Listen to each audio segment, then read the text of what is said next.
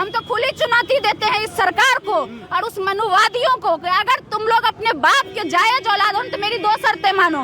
Collegium बंद करो और पूरे भारत में 1 नेशन 1 एजुकेशन लागू करो। हम कल आरक्षण को लात मार देंगे।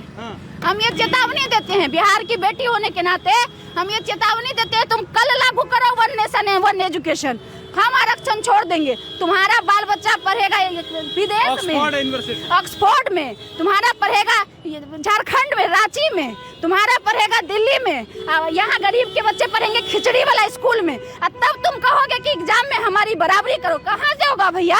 जब बहुजन समाज के नेता बड़े ओहदे पर पहुँचे हैं ना, तब मनुवादियों ने साजिश रची है। आपको पता होगा कि जगदेव बाबू ने जब नारा दिया था 100 में 90 शोषित है, शोषित ने ललकारा है और धन धरती और राजपाट में 90 भाग हमारा है, तो उनकी गोली मारकर हत्या कर दी गई थी। आपको ये चीज पता होना चाहिए। जब कर्पूरी ठाकुर ने आरक्षण की बात की थी तो इन मनुवादियों ने उनको क्या गाली दिया था? ये आरक्षण कहाँ से आई? कर्पूरिया की ... ऐसे गाली देने वाले, ये चंद साजिश रचने वाले मनुवादी हमेशा अपने मंसूबे में सफल रहते हैं। लेकिन फिर भी उसके बावजूद जब मंडल कमीशन लागू हुआ था तो बीपी सिंह थे ना केंद्र में, मजबूर हुए थे ना लागू करने के लिए। तो जिस तरह बीपी सिंह के होने के बावजूद भी मंडल कमीशन लागू हुआ था, उसी तरह से मनुवादियों की सरकार और सुप्रीम कोर्ट में जज बैठने के बाद भी मंडल 2.0 यूजीसी को हम लोग नाम दिए हैं और वो लागू करवा के रहेंगे। कहे थे कि याचना नहीं अब रन होगा, जीवन जय या मरण होगा। तो हम लोग मरने के लिए भी तैयार है अगर ये तानाशाही सरकार और ये तानाशाही सुप्रीम कोर्ट, मनुवादियों के इशारा पर नाचने वाली सुप्रीम कोर्ट के जज अगर सीजेआई नहीं सुनते, सीजेआई सूर्यकांत जी मनुवादियों के इशारे पर चलने वाले अगर अपने फैसले को नहीं बदलते हैं, अगर स्टे हटाकर इस एक्ट को लागू नहीं करते हैं, तो तमाम बिहार की जनता क्रांति करने के लिए तैयार है। और इस सुप्रीम कोर्ट से लेकर सरकार तक को जब तहस नहस करके रख देगा अगर 90% छात्रों के हित में ये कानून यूजीसी रेगुलेशन 2026 नहीं लागू किया जाता है। आरक्षण ये लोग ला करके गधा को जबरदस्ती घोड़ा बनाने की रेस में रखते हैं। ये गधा लोग हैं, इन लोग को अगर बैठा दीजिएगा तो ये लोग गलत करेंगे ना। तो वो ईडब्ल्यूएस क्या है फिर? वो गधा है फिर? इसका मतलब काहे गधा के रेस में ईडब्ल्यूएस ला के करा गए ये लोग।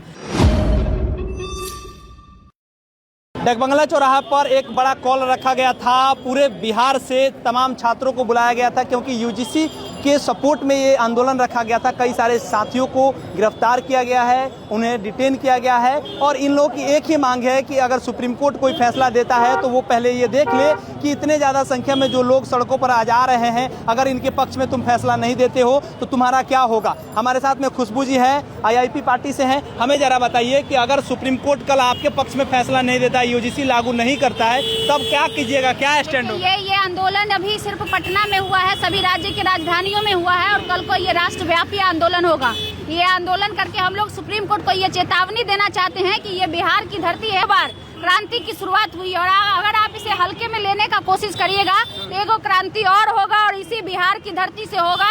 और इस सुप्रीम कोर्ट से लेकर सरकार तक को जब तहस नहस करके रख देगा अगर 90% छात्रों के हित में ये कानून यूजीसी रेगुलेशन 2026 नहीं लागू किया जाता है तो याचना नहीं अब रन होगा। रामधारी सिंह दिनकर का 2 लाइन कहे थे कि याचना नहीं अब रन होगा, जीवन जय या मरण होगा। तो हम लोग मरने के लिए भी तैयार है अगर ये तानाशाही सरकार और ये तानाशाही सुप्रीम कोर्ट, मनुवादियों के इशारा पर नाचने वाली सुप्रीम कोर्ट के जज अगर सीजेआई नहीं सुनते, सीजेआई सूर्यकांत जी मनुवादियों के इशारे पर चलने वाले अगर अपने फैसले को नहीं बदलते हैं, अगर स्टे हटाकर इस एक्ट को लागू नहीं करते हैं, तो तमाम बिहार की जनता क्रांति करने के लिए तैयार है। लेकिन सवाल ये होगा ना खुशबू जी की आज़ादी के 77 साल बाद भी इतने सालों तक आपकी सरकार रही, यानी कांग्रेस की सरकार रही, और उसके बाद सुप्रीम कोर्ट में आपके समाज के लोग नहीं पहुंच पाए। बिहार में लालू यादव, नीतीश कुमार, दरोगा प्रसाद से लेकर के कई ऐसे कर्पूरी ठाकुर सभी लोग पहुंचे मुख्यमंत्री के कुर्सी तक, और उसके बाद पटना के हाई कोर्ट में आप जाइएगा तो आपके समाज के लोग जज नहीं मिलेंगे। तो ये तो आपके समाज के लोग की गलती है कि ये लोग आज तक नहीं पहुंचा पाए कॉलेजियम सिस्टम को। देखिए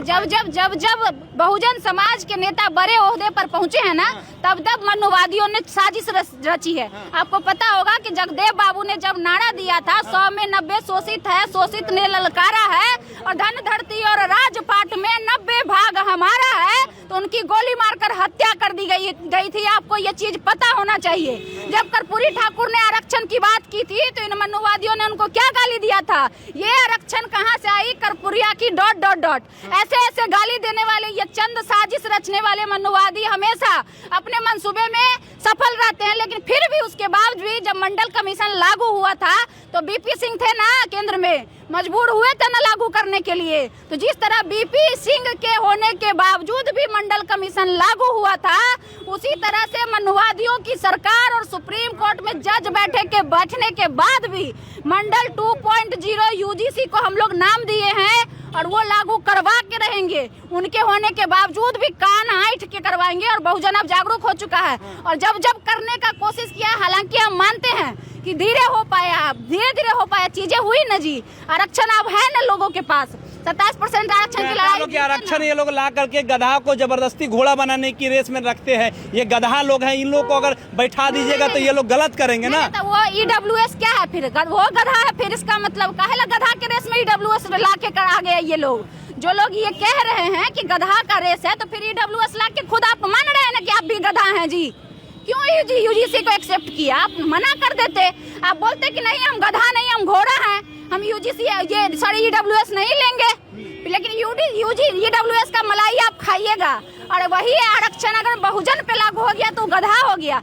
हम तो खुली चुनौती देते हैं इस सरकार को और उस मनुवादियों को कि अगर तुम लोग अपने बाप के जायज औलाद हो तो मेरी 2 शर्तें मानो। कॉलेजियम बंद करो और पूरे भारत में 1 नेशन 1 एजुकेशन लागू करो। हम कल आरक्षण को लात मार देंगे।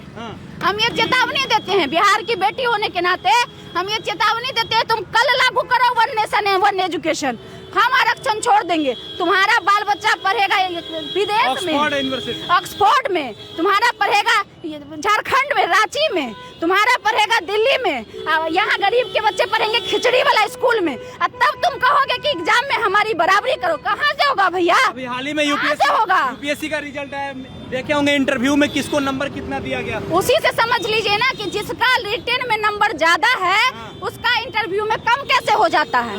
इसी से समझ लीजिए कि मनुवाद आज भी हावी है और इस मनुवाद को जड़ से हटाने के लिए बहुजन अब एक बार फिर से एक हुआ है और इस बार होगा। एक आखिरी सवाल ये ले लेते हैं कि यूपीएससी के रिजल्ट के समय में 2 फर्जीवाड़ा हुआ था।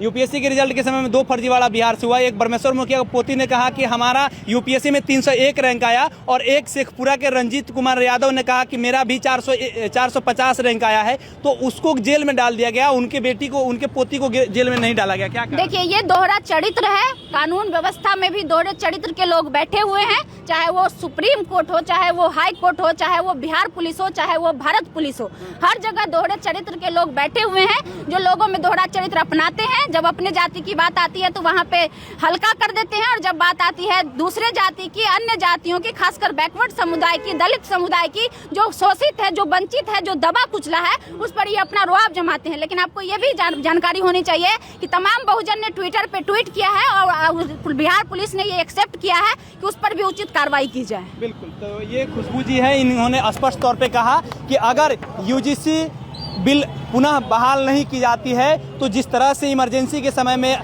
ये प्रोटेस्ट हुआ था और उस समय में केंद्र की सरकार को उखाड़ फेंका गया था, ठीक उसी तरीके से अब सड़कों पर प्रोटेस्ट होगा। और उसके अलावा हमने कई सारी सवाल की है। आपकी क्या प्रतिक्रिया है लिखिएगा कमेंट बॉक्स में। बहुत बहुत धन्यवाद।